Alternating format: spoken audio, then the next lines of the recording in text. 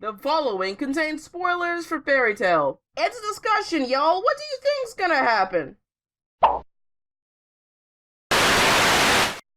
Hello, fellow thespians of anime theater. I am your friendly neighborhood anime misfit Shannen here, and today I wanted to take a more relaxed approach for the topic at hand. You see, Fairy Tail, after so many years of powering the friendships, many can agree that it's become somewhat of Shonen's punching bag. A series with so many divisive things to say about it that the decline of Fairy Tail is going to be, at the very least, a conscious idea in the minds of who you talk to. For this, I wanted to make a casual video discussing with someone about both of our experiences with the show, using a few general questions as jumping off points. And hey, maybe by the end of this video, you might have your own opinions to compare and contrast with ours. But who is this person I have brought to the table to you all? Well, I'll let him introduce himself. Hello, I'm Kaiden, or as I'm called on the internet, MajinKaiden, and I make podcast videos, or videos where I talk about a variety of topics. I think they're pretty entertaining myself, but hey, who knows, you might have a different opinion than me, and, if you do watch my channel, I hope you enjoy it. Alright, now the introductions are in order, let's just jump right into the first question.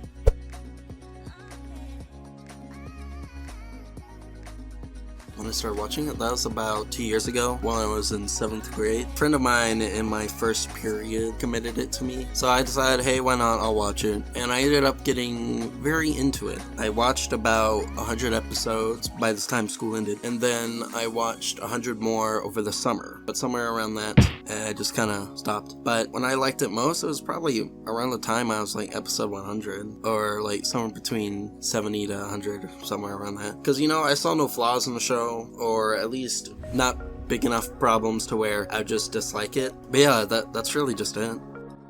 As for myself, I started liking the show kind of from the very beginning. Fairy Tail had this kind of spark that wasn't seen before, and before it became like the de facto power of friendship show, it was just really a shonen that you can really just chill out with. I remember watching with a couple of friends in college at the local anime club, and it wasn't until I got home that I decided to just binge everything up to that point, and at that time, it was like at 102 episodes, so for me, it did kind of peak also at like around the 100th episode. That was the arc where there was the no magic, and everybody had a opposite version of themselves in the no magic world. Lucy was super tough, and it was weird, but it was great. But yeah, so I really don't have much else to say on that, so we can move on to the next question.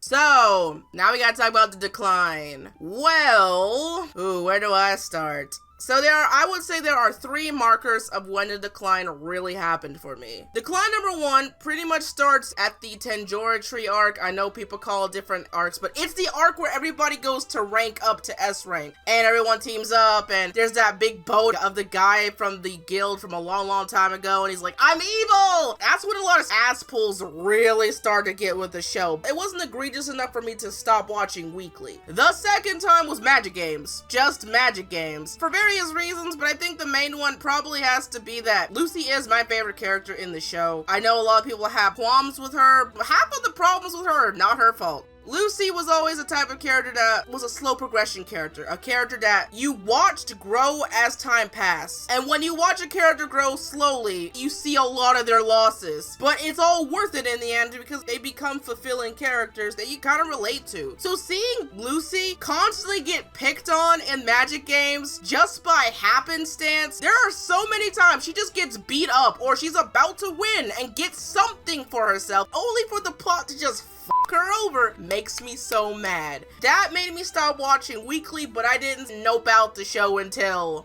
well, because she's Erza. It's literally that one line that made me nope out of the anime for a while. By that point, like, a lot of stuff just made things totally out of nowhere. Then they got to the point where explaining fight choreography and how powers worked all seems to be summed up with because she's Erza? Really? I could never say I hate, but it's now easily for me to nope out of it. For me, the decline happened like somewhere around episode 8200. Because, slowly I started to notice something. a kind of formula, if you will.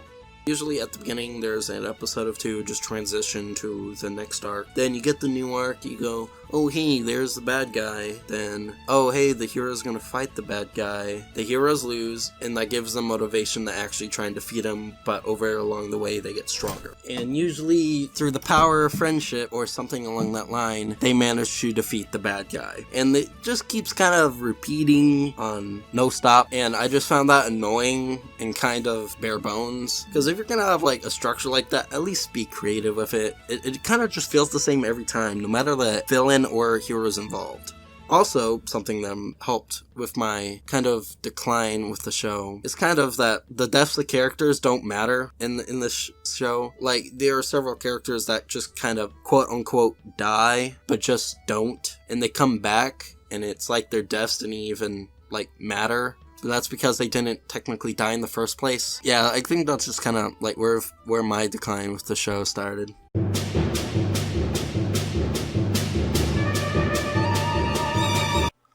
Yeah, I actually think there is one, and it wasn't really through an influence of other people I've talked to. It's just kind of my own personal experience, because, you know, I'm not the most analytical person, but even I could tell there was a few problems with the show, like with, you know, formula and story and whatnot. Yeah, it's just mainly how I saw it. I could see that even I could lose interest, then it'd probably be hard for other people to, you know, stay interested in it, or I want to keep up with it, and, you know, that's really it. I think my thoughts of whether or not there was a decline in the show is kind of 60-40 on that split in terms of influence. 60% was probably my own. By the time it ended, like, the main core of the series, I did believe there was a decline of some degree. I didn't really pinpoint when at the time. The 40% were kind of influenced by others, and how, like, everybody was pretty much talking about it and bringing up critiques that I otherwise wouldn't have brought up, like everything from relationships to death. But I do want to make it clear that, like, I do believe that the hate for the show does get overzealous. This is and kind of the reason why I can never hate the show. The show itself can be really bad sometimes, but not to the point where, like, if you like the show, then you're a stupid person or something. No. I feel like that part of the influence of the crowd kind of went too far.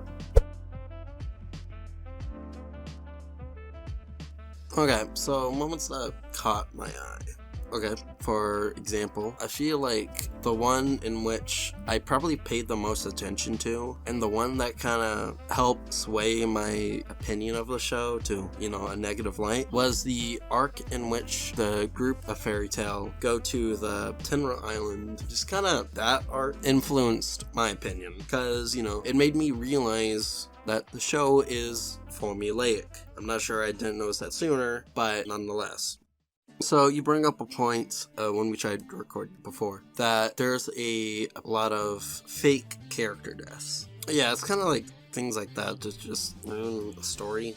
If you're gonna have a character death, then, you know, feel free. You know, it's your story. Do whatever you want with it. As long as you can make it meaningful and not a fake out death. That's probably the most disrespectful thing you could do for one of your characters. They don't start doing that shit until, like, Tartaros arc, and whoa! Does it get worse and worse from there? Like, by the time it gets to the last few arcs, they literally spend an entire episode where, like, oh my god, this is it. I have to sacrifice myself for the sake of the good, Avengers style. But, like, nope, turns out they were fine the whole time. Technically, the very first fake out death was the whole Lasana thing. In the entirety of the show from the beginning, they were mourning over the fact that one character named Lasana, before Lucy showed up, was dead, and that she was kind of like Natsu's original ship. And then Elio's arc happens, and they realize, oh, by the way, Lasana never died. She got transported to Elio's and switched places with the other girl, and that Lasana died. That was the very first fake out death, but that one was earned because we didn't know that twist. But then they started doing that stuff where fake out deaths became commonplace and people started losing levity. Stakes in the show started to really drop when people realized that, like, no one was gonna really have consequences. And if there was consequences, it was something that wasn't death. I think what a lot of people were mad about was that people knew Hiro didn't want to hurt his characters. He wanted a happy ending for every one of them. But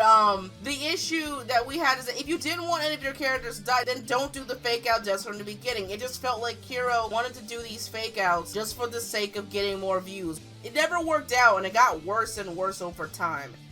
I mean, I could definitely see that, because, like, if you kill off, like, let's say a major character, you really do write yourself into a corner, because, like, if that character is necessary for most situations that the characters get into to begin with, then you're gonna have to find a different way to do it. But that also opens up different opportunities for different characters to shine a bit more. You can't always have a story where everyone is happy, because that's just boring. But if you have a story where there are consequences, and where the deaths of characters do matter, then it makes for a much more interesting story, instead of what the did in Fairy Tail. But also with Fairy Tail, the fetish bait, there's a lot of that. I'm not sure why. If I'm correct, in the later seasons, doesn't Lucy just wear like a swimming suit?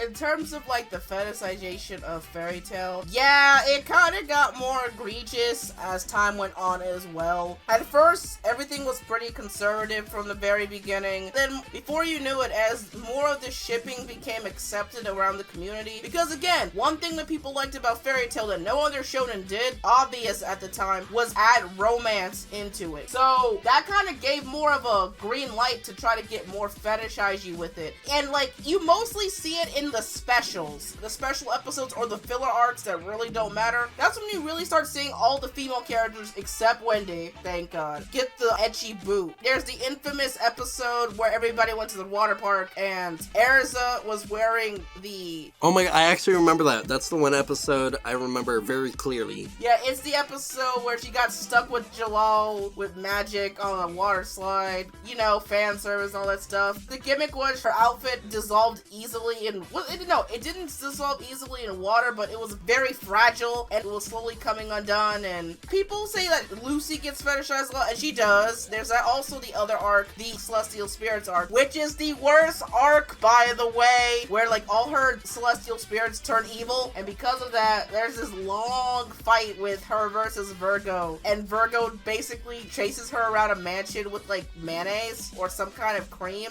and all of a sudden she ends up having a bikini and she's covered in mayonnaise like she's, yeah. I mean, yeah, it's just kind of, it's weird stuff like that, you know, or whatever. That makes it feel like, is this meant to be in the story? I think it just gets carried away the more people wanted more shipping in the story, because shipping got real fierce, and people's, like, love for certain ships were beyond ridiculous at some points. So the creator just fell victim to popular demand. Maybe. You could say that, but a lot of the choices he made in a lot of the specials was kind of all him, too. He could have just shipped them in a more normal, edgy way. He didn't have to get all fetish with it in certain aspects. Yeah, it's just kind of weird for that. Like, personally, like, if I were to do a manga, I feel a little weird making my characters kind of in that situation. But then again, I have a writing style, or at least story style, more akin to JoJo anyway, so I feel like there'd be more buff men than anything. May you take that as homosexuality or not. Yeah, that's really it from me, though, for, like, you know, moments in the show that caught my attention. Besides what I already said about certain moments, the only other big one I can remember is Zeref. Zeref's character pretty much saved the show in terms of the latter half. Right now, the anime, I think, is still airing in its final season. And Zeref's one edition just adds the stakes so much, because it solves a lot of the original tales we've been talking about today. Death, fan service, and all that stuff. And it's just so good. I'm like, thank you, Zeref, for existing. Oh my god, he's great. I wish he was introduced earlier, but hey, potato patata. Oh, another one that I can think is that I don't like how the Ores Iseis is basically getting two arcs which are exactly the same. The first arc is like way earlier in the series, and then the second arc is just, oh, they got out of jail and they just joined a bigger bad guy team. That's about it. I mean, they had a point towards the end of the series, but it felt like, with those two arcs especially, things got recycled. So, yeah, that's about it on my part. I actually didn't have much to say.